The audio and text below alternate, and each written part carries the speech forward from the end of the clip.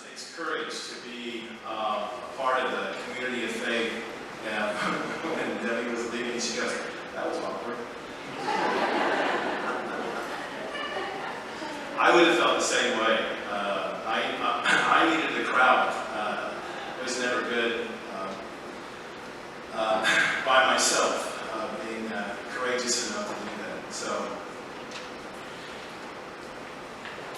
as followers of the way of Jesus Christ, we are called to treat every human being with compassion and with justice. Sometimes that takes courage, some risk, and some challenge. The following story took place in October of 1967, when there was a war between North Vietnam and South Vietnam. South Vietnam was backed by the United States and other democratic nations, as you know. The mission for the American planes on October 26th was to destroy the Yen Phu light bulb factory in Hanoi, North Vietnam. The bombing had just started when an American Navy Skyhawk aircraft was shot down by the North Vietnamese. The pilot was able to eject from the burning plane, but broke both arms and a knee while doing so. Later, he lost consciousness as he splashed into the Truck Bok Lake. As his heavy flying gear became waterlogged, he sank to the bottom of the lake, trailing his parachute behind him. Nearby was a North Vietnamese colonel, Mai Van On, who had just returned home from working at the light bulb factory that the plane was supposed to drop bombs on and destroy. He was about to enter his house when the chilling sound of air raid sirens were blowing.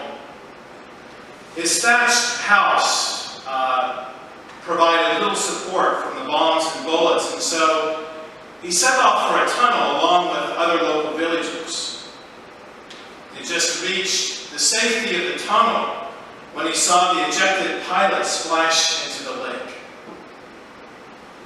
What happened next was later described by An as instinctive. He left the tunnel and swam into the lake, and he found the parachute on the fallen pilot.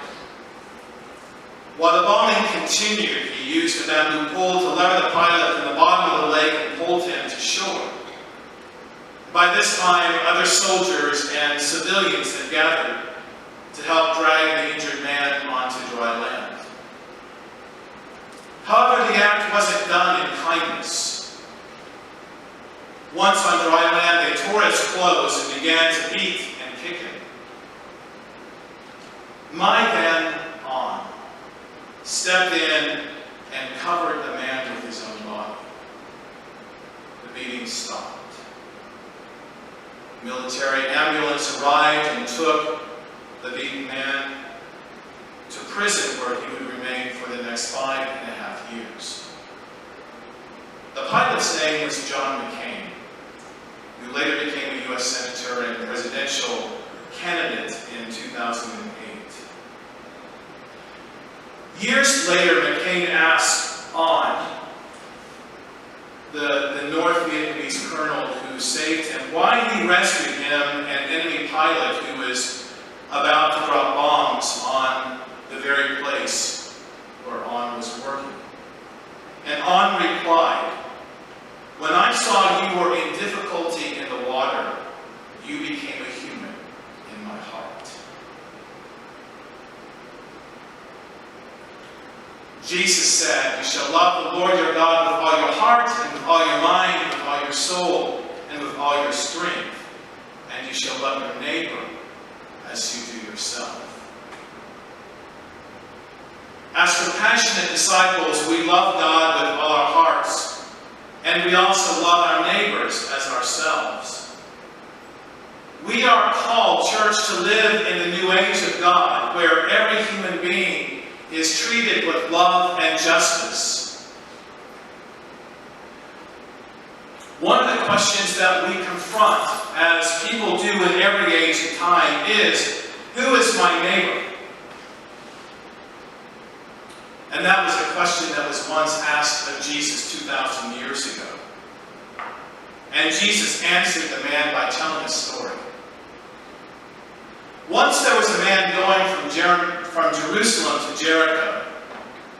And those who listened to Jesus tell the story knew all the challenges of that road from Jerusalem to Jericho. It's an 18-mile rocky path. And tour participants, you'll remember coming up from the Dead Sea and Jericho up into Jerusalem on a modern 4-lane highway now. But then it was a rocky path. And you could see camels and Bedouin and boulders and high hills to the side. The road had a long history.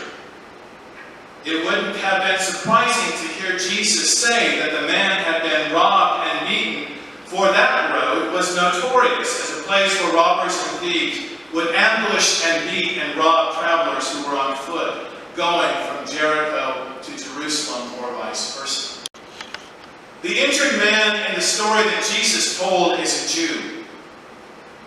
And so a temple priest comes along, and one assumes that the priest will offer assistance to the man. They are both Jews. Next comes a Levite, and we have the same expectations. He will offer help.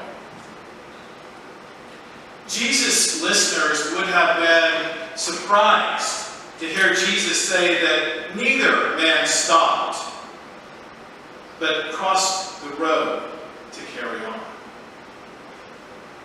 No excuses for the priest and Levite are given by Jesus. Their responsibility was simply to save a life, and they failed.